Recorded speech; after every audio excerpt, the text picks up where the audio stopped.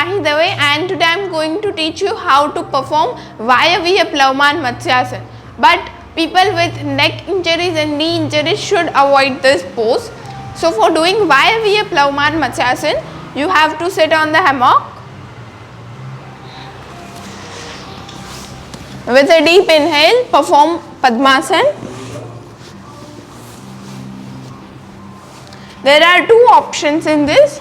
Either you can place your head inside like this,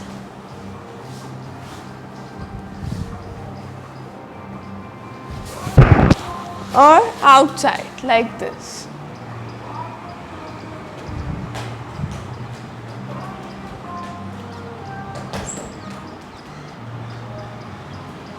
You can maintain this pose till 1 minute.